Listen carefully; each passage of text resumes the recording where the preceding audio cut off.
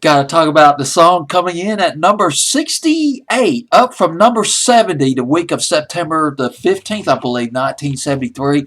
Billboard's Hot 100. Well, guess what's coming up? Muskrat Love, the original version of Muskrat Love. Well, actually, not the original, but there was the Captain of Tennille version. That was the famous version.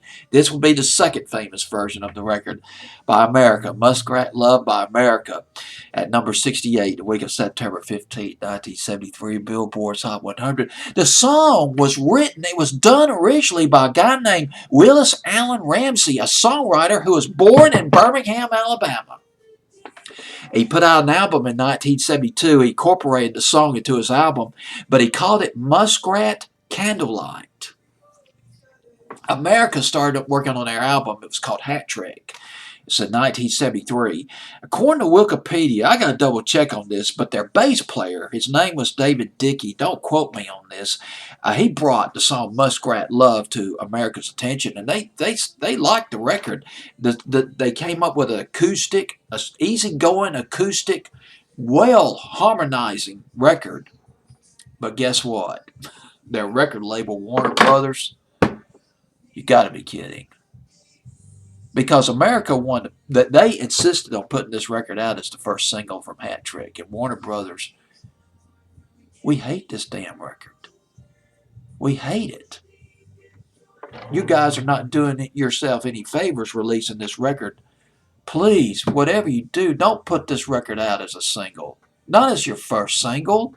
That was from their record label, but they put it out anyway. It turned out their record label was right. It peaked at 67.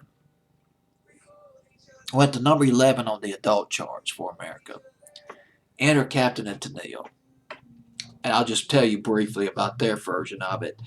Tony Tennille and Daryl Dragon, Captain Tennille, they heard the song on the radio, America's version on the radio. Tony Tennille, she turned to Daryl Dragon, she said, "Are they singing about muskrats?" And she thought, man, we got to get the lyric sheet. I want to find out what the lyrics to this song is. And she got the lyric sheet to it. She looked at the lyric sheet. Tony Tennille looked at the lyric sheet. She said, "This is hysterical. We got to do this in our nightclub act. We got to incorporate this." And they did. And Daryl Dragon, he came up on his synthesizer. He came up with the sound effects that of muskrats making love. The audience went nuts. They loved it. And they put it on their album. I believe this album was called Song of Joy, or Song of Joy, something like that, in 1976. And boy, that was a monster hit for Captain and Tennille. Fall of 76. WLS in Chicago, they were all over this damn record. I mean, I could hear it flooding right through my 5-band radio. Big old 5-band radio at home.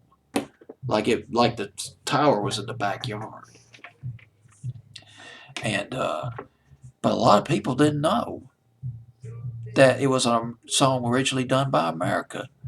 They'd be like, "Man, did you hear this new song by Captain Tennille?" And a lot of people hate it. I love the record, but some people thought this is the worst record that ever came out.